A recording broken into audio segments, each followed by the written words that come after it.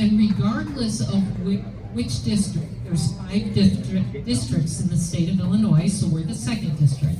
But regardless of where it is decided, it becomes the law that other judges and attorneys have to follow for the state.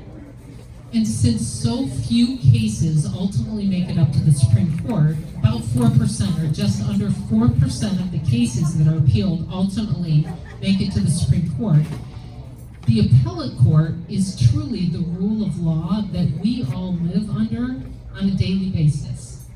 So people don't generally understand that. So it's extremely important that you have experienced, educated trial court judges at the appellate court level. And so that's what we're here. I think you'll hear from Judge Shaines as well. I'm not going to talk about my experience. I'm not going to bore all of you with that. Except to tell you, Judge Shaines and I came on the bench at the same time. We're both in our 15th year of judging. We've both spent our career in trial courts the entire time. We have a variety of different experience that we're extremely proud of, and we've passed out some material, and we have websites where you can get all of that information. I think the big thing that we want everybody to know is we're not legislators. So we're not creating the law. And our job is to then, when it comes before us, to interpret the law and follow it as written and not make it up. A judge shouldn't have an agenda. Unfortunately, this is a partisan election for judges, and I think Judge Shaines and I both agree that a judge, if we're truly doing our job, politics doesn't come into it. But that's the reality.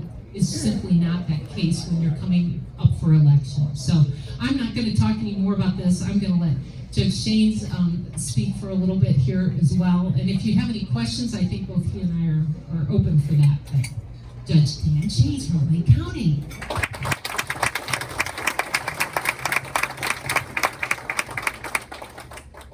Susan, Judge Bowles, thank you for coming all the way from Kane County to be here. As she said, it is a 5-county district. We're running in the same district for 2 different positions. It's just a mere 1.8 million people that we are talking with. So it is a wonderful opportunity. I cannot imagine running in all 102 counties of the state. That's my hat's off to you. So congratulations on that.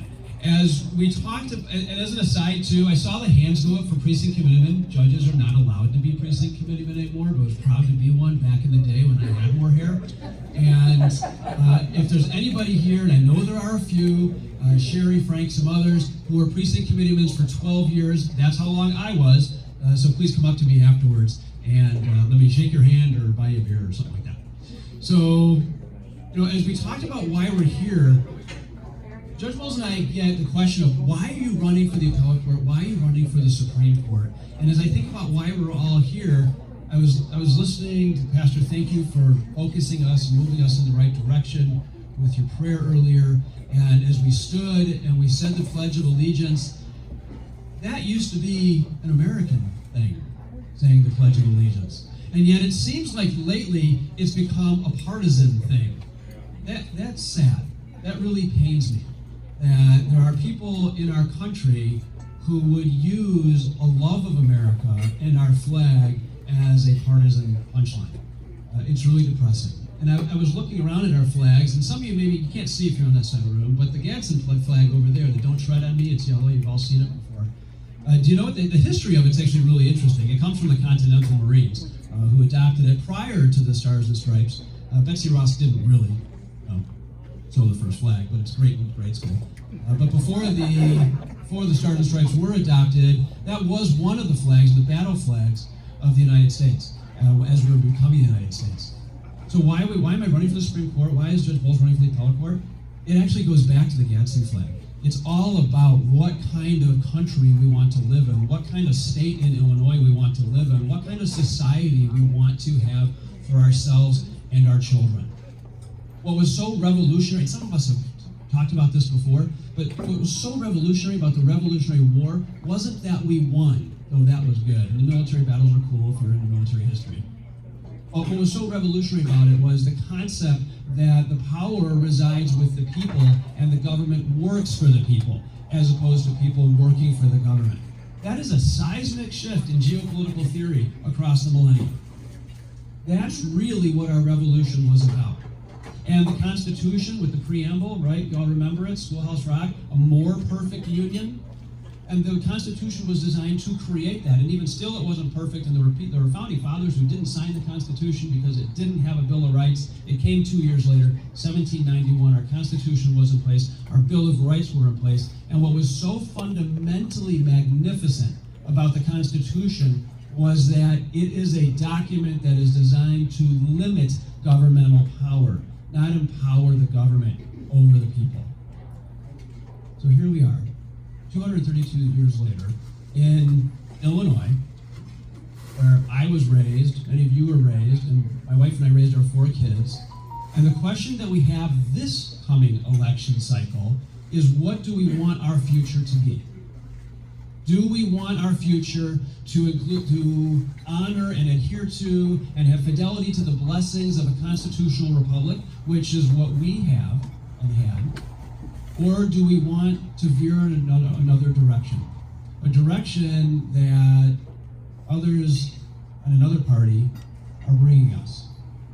And what kind of world do we want to have for our kids? One of the gifts and the blessings of the Constitution was the concept of equal justice under law. What that means is that everybody who appears in court, appears before judges like Judge Bowles or like me, would be viewed through the same lens as anybody else. It means that the law applies equally to everybody.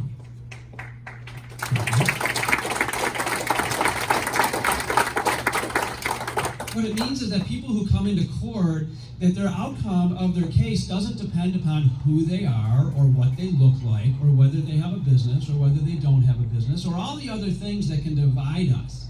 What it means is that everyone starts out being judged fairly. Right?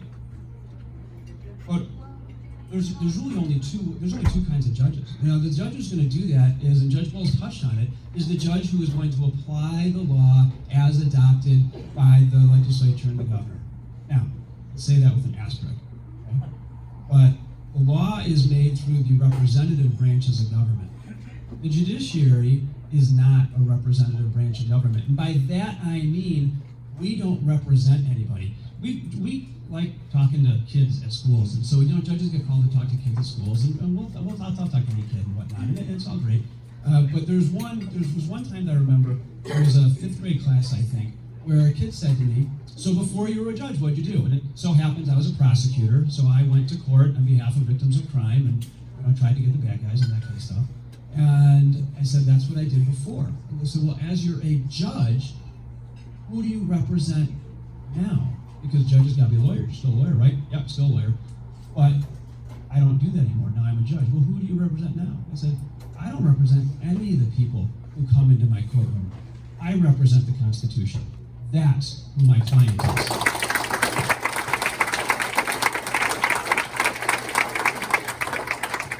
But I'll tell you, that's not the only way to be a judge. There is another way. And we know there are judges who believe this, because I'll tell you, judges want to go in and they want to see justice done. They want to see the best thing happen at the end of the case. And so there is another way. And the other way is a judge has a case come in front of him or come in front of her, and gee, it just seems wrong. There's something wrong with this, and we want to fix it because we're all fix-it people. And the judge says, well, here's how I'm going to rule to get this result. And sometimes I have conversations with colleagues who possibly have had these conversations in the hallways about cases, because, what we talk about. That and the Cubs, and there hasn't been a lot of Cubs to talk about this year, so mostly cases.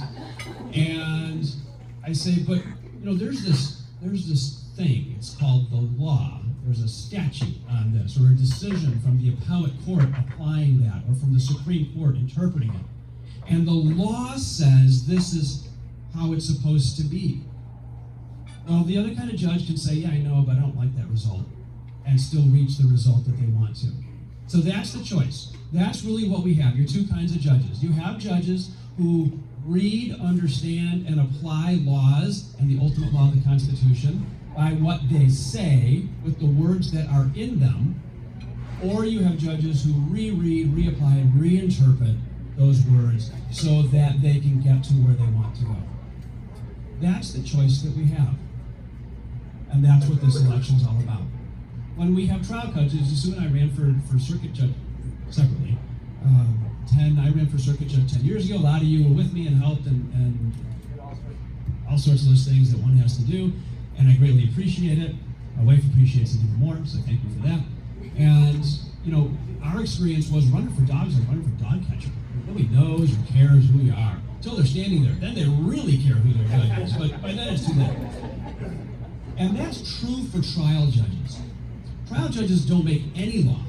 Appellate court judges and Supreme Court judges interpret the law, and that becomes binding precedent that applies everywhere across the state. Then it really matters. And that's where a person's judicial philosophy is most vital. That's what this election's all about. What's the philosophy we want to have for our courts? What's our philosophy that we want to have for our government? What is the philosophy that we want to have for our society in Illinois? That's the tipping point that we are now standing at. That's where we are. And it's true for all across the three different branches of government. When you go vote next year, you're going to see offices up and down the ballot, everything from governor to senator to congressman to a state representative to county board to dog catcher, and under dog catcher will be judges. You think I'm kidding? So when you get all the way down, actually when we had paper ballots, remember paper ballots when you could actually circle something in or punch a thing through? I would tell people, when you go vote, I know you're going to vote for president. When I ran for circuit judge, it was 2012, I was running against Barack Obama, so he was at the top of the ballot, I was at the bottom of the ballot. So I told people, I know you're going to go vote for president. Flip the thing over, start at the bottom, work your way up, right? Because when you start at the top and you work your way down, it's exhausting, you don't know who all these people are anyways, and people stop voting. So flip it over. Now it's all electronic. I don't know that you can flip the machine on its side, but work your way all the way through. Because you really want judges who adhere to the philosophy that you know is so important.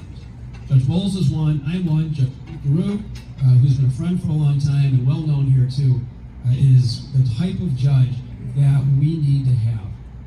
So when we do that now, as we talk about running in 2022, all of these positions will be on our ballot. The Illinois Supreme Court has 7 judges on it. 3 of them are from Cook County. You know what you're gonna get there. The other 4 are from the rest of the state. The legislature, when they did their map, did you see the court decision? Anybody hear about the court decision yesterday, by the way? 3-judge federal panel, 3-judge federal panel threw out the first map that the legislature did because it violated the Constitution, the Voting Rights Act, and told them, fix it, do it better. And you know, they play with their crayons and draw different lines, and we'll see kind of what map they come up with. But they also, when they drew that first map, redrew the appellate and Supreme Court districts. And they did it to change the political makeup of the Supreme Court because they want to lock in a Democratic majority on the Illinois Supreme Court for the next generation. And if you think I'm being extreme when I say generation, here's why. Appellate court judges and Supreme Court judges are elected for 10-year terms. At the end of 10 years, you stand for retention, which is those yes, no at the bottom that really nobody has any idea who they are. In the history of Illinois, since we became a state in 1818, in the history of Illinois, only 1 Supreme Court judge has failed to be retained. And that was Judge Kilbright a couple years ago. You probably remember some of the commercials we saw out of the Chicago media. So it doesn't happen all that often. And the last time there was a vacant seat on the Illinois Supreme Court from our area, from Lake County and Kane County and McHenry County, was the year 2000. So surprising, the microphone went off. Okay? Think about where you were and your families were in the year 2000. I only had 3 kids back in the year 2000. I didn't even have all 4 of my kids. That was before 9/11. I mean, the world was different. Our lives were different. Our opportunities were different. So the Supreme Court judges usually stay there 20-some years. So this really is an election that is going to last a generation. I told you there were 7 judges on the Supreme Court of Illinois. 4 of them currently are Democrats. 3 of them are currently Republicans. This is an open seat. We win this seat, and we will, for the first time, have a Republican majority on the Illinois Supreme Court.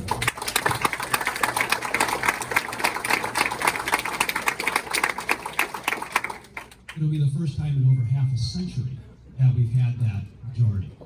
And with that one seat, an entire branch of government is no longer in the Democratic column.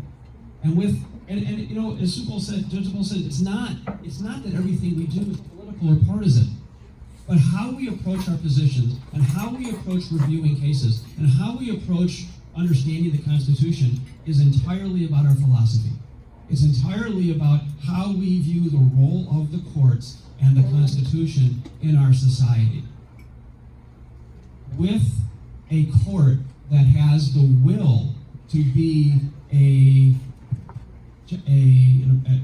appropriate approach to the Constitution, with a court that the Democrats understand will stand up to unconstitutional exercises of authority, we will have checks and balances in our state like our Constitution is all about. The checks and balances between the branches of the government is part of the genius of the Constitution, and that's where our freedom and our liberty lies. So that's what this election's all about. There's lots of fun things going on here tonight. You didn't come for a history lesson or talk to a couple of nerdy judges, but that's what you got. So we are going to be here for a while. I know Sherry wants to also do some other things.